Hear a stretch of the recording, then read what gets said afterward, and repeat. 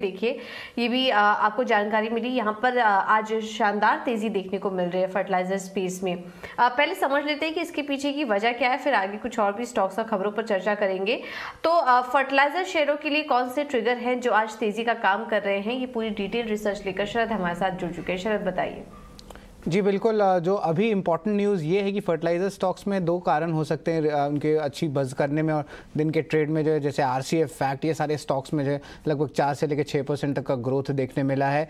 और इम्पॉर्टेंट बात ये है कि जो उनके जो प्राइसेस हैं, जो करंट डोमेस्टिक प्राइसेस है, वो जो है थोड़ी सी ज़्यादा सब्सिडी प्राइसेस से ज़्यादा ट्रेड कर रहे हैं अभी। और दूसरा बात ये भी है कि रिपोर्ट्स आ रहे हैं बाज़ार में, खबर ये आ रही है कि और थोड़ी सी सब्सिडी में जो है इंक्रीज इस वित्त साल में देखने मिल सकती है। अगर इंडस्ट्री बस के बारे में बात करें तो ग्लोबली जो है रशिया एक्सपोर्ट ड्यूटी लगा रही है लगभग 24% का, ऑफकोर्स उनके एनर्जी सिक्योरिटी इश्यूज़ के कारण। उसके अलावा जो डोमेस्टिक की सब्सिडीज़ की बात करें तो ऑलरेडी डबल से ज़्यादा हो चुका है FY23 के लिए।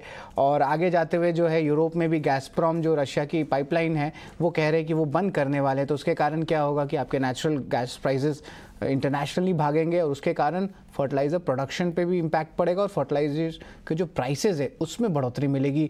और जब फर्टिलाइज़र की जो सब्सिडी की हिस्ट्री हम देखें भारत की, तो इस साल का जो सब्सिडी था ऑलरेडी डबल हो चुका है लास्ट ईयर से। और एक्सपेक्टेड है कि FY24 के सब्सिडी लेवल्स भी हायर लेवल्स पे रहेंगे। अब अगर डोमेस्टिक प्राइसेस की बात करें तो पिछले 7 दिन में MCX के नेचुरल गैस प्राइसेस भी 15% बढ़ गए।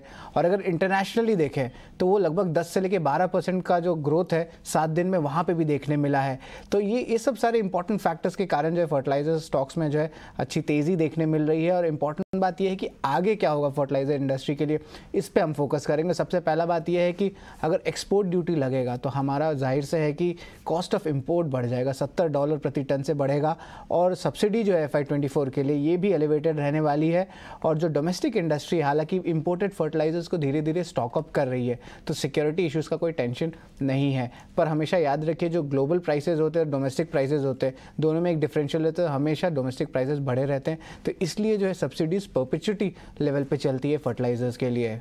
एब्सोल्युटली शरद, शुक्रिया ये शानदार रिसर्च हमारे सामने रखने के लिए। तो कई सारे फैक्टर्स हैं जो कि फर्टिलाइजर शेयरों में इतना बड़ा एक्शन दिखा रहे हैं। फर्टिलाइजर स्टॉक्स के लिए ग्रोथ ट्रैजेक्टरी या फॉरवर्ड लुकिंग सेंटिमेंट्स भी अगर देखें तो पॉजिटिव है। खासतौर से नेचुरल गैस के ऊंचे दाम से फर्टिलाइजर प्रोडक्शन पर एक असर है और इसका एक इम्पैक्ट है जो कि फर्टिलाइजर स्टॉक्स पर पड़ता दिखेगा। और जिस तरह से फर्टिलाइजर सब्सिडी की हिस्ट्री भी हमें शरद ने बताई, वो भी इसी सेक्टर के हक में इस वक्त काम करती हुई दिख रही है। फर्टिलाइजर स्टॉक्स में इस वक्त इस मजबूती पर क्या करना चाहिए, आइए आप रुचित से समझते हैं। रुचित, NFL, फैक्ट, मद्रास फर्टिलाइजर या फिर चंबल फर्टिलाइजर, RCF के स्टॉक, इनफैक्ट पूरा फर्टिलाइजर पैक अच्छी तेजी के साथ ही ट्रेड कर रहा है।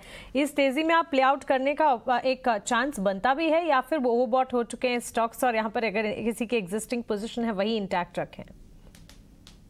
आई थिंक मोर लेस जो स्टॉक ऑलरेडी 10-12% चल चुके हैं, जैसे NFL है, RCF है, वहाँ पे ट्रेंड होना तो पॉजिटिव है, बट फ्रेश एंट्री के लिए स्टॉप लॉसेस काफी बड़े हो गए थे। आई थिंक वहाँ पे एग्जिस्टिंग पोजीशंस जो है उनको ही इंटेक रखने की सलाह रहेगी। और मे बी फ्रेश बाइंग के लिए अगर नियर फ्यूचर में कुछ डिक्लाइंस फिर से मिलते हैं तो लोअर लेवल्स पे जब सपोर्ट पे आता है तो वहाँ पे बाय करने की कोशिश करें। बाकी ओवरऑल पैक में जो आज वॉल्यूम के साथ में बाइंग इंटरेस्ट दिखा है, तो आई थिंक ये आउट परफॉर्मेंस आगे चल के नियर टर्म में कंटिन्यूड रहेगा। तो मिड कैप में RCF है, NFL है, ये दोनों ही स्टॉक्स पे के चार्ट स्ट्रक्चर काफी पॉजिटिव है।